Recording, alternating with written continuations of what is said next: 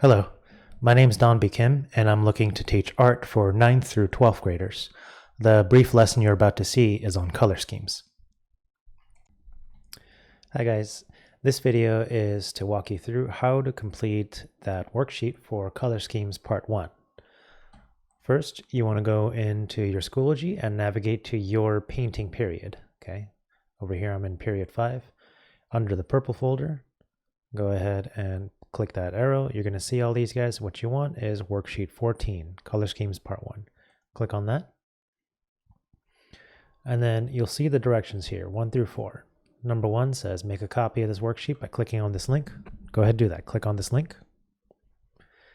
It's going to show you this page. Click on this button that says make a copy. That's going to make a copy of that Google slide into your Google Drive, right? It'll take a minute to populate, and this is what's going to pop up. Go ahead, read through these directions. First thing you want to do, number 1, is type your first and last name into the file name on the top left. That's over here, this top left. I'm just going to highlight copy of and write my first and last name. Okay, that's what you want to do too. All right, I'm going to walk you guys through each of these slides and how to work them. All right, in this first slide, you want to identify the primary colors. Okay, the way you're going to do that is by using the paint format tool. Okay, so the primary colors are red, yellow, and blue. I'm just going to do the first one here, and you guys are going to fill in the blanks with your own skills. Okay, so here's the process. I found red over here up on the top, so I select red, I click on it, and then I go over to the top left. This tool is called a paint format tool. It's the 1, 2, 3, 4, 5th from the left side. So click on that. You'll notice the cursor changes. There's the paint roller next to the cursor now, and then I just click on the gray square. What that basically did was it changed the gray square and it matched it with the color of what I first chose. So I'm going to show you guys that again. This is the beginning. Step 1, click on the color. Step 2, click on the paint format tool. Step 3, click on the gray square that you want to change. Do that same process for the yellow and blue. Similar thing for the secondary colors. All right, we want to pick out orange, green, and violet using the paint format tool. Same for the tertiary colors. All the colors are named, you just got to pick them out. All right. As far as I'm going to show you how to find red, orange here. This is red, and here's orange. The color between that is going to be the red, orange. It's the in-between colors. It's the mixture between the primary, which is red, and the secondary adjacent to it, which is orange. So again, click on the red, orange, click on the paint format tool, and then click on that, and then go through the same process for the rest of the colors. The last 2 slides are different. These are the first 2 color schemes that we learned about. This is the complementary color scheme. It's 2 colors directly opposite each other on the color wheel. Okay. First thing I want you to practice is the shift rotate technique over here. You see this diagram, this straight line that says complementary on it? You can spin this around, but I don't want you to spin it around at any random angle. Okay, it gets messy like that.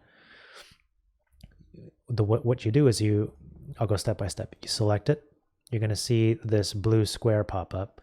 Right over here on the right side, there's a small circle. Hover your mouse cursor right over it. Click and drag this, and that'll start the rotation command. But while you do this, you want to be holding the shift button. You see how it snaps in place now? Okay, so don't just click and drag the circle. Hold shift while you click and drag it. That way you'll be rotating this at 15-degree increments.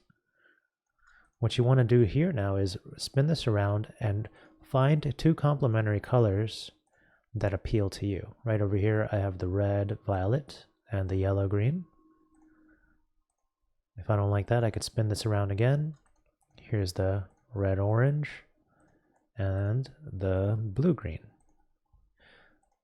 Try a couple complementary color schemes out until you find a pairing that appeals to you. Okay. Let's see. Let's say I'm partial to this orange and blue complementary color scheme. So you can leave it like that. Last page, this is the analogous color scheme. Same technique. Select the middle diagram, click and drag on this, click and drag this small circle while holding Shift, okay? And as you do that, you'll see this diagram move around. It'll show you the minimum number of colors you can choose that are next to each other on the color wheel, as well as the maximum, which is 5 colors that are next to each other. On the top over here, I want you to fill that in with 2 analogous colors. Okay, so that's an analogous color scheme with 2 colors that are next to each other. Spin her around, find another combination that appeals to you. And on this bottom row, you're going to fill in 5 analogous colors. So I'm going to go from blue violet, violet, red violet, red, and red orange. Okay, but choose, that's the one that I chose. You're going to choose the one that appeals to you. Okay. Once you're done with that, once you're done with filling in all the colors and playing around with the color schemes for the last 2 slides, right? You're going to save this as a PDF and then submit it. Okay. Where you're going to save it as a PDF is go up to File, click, come down to Download. It's right under Email. The third option says PDF. Okay, click on PDF. Once you do that, it's going to pop up with a window that asks you where do you want to save it on your computer. Just choose a location that you can remember. And then once you do that, you want to go back to Schoology under Worksheet 14. Click on Submit Assignment over here.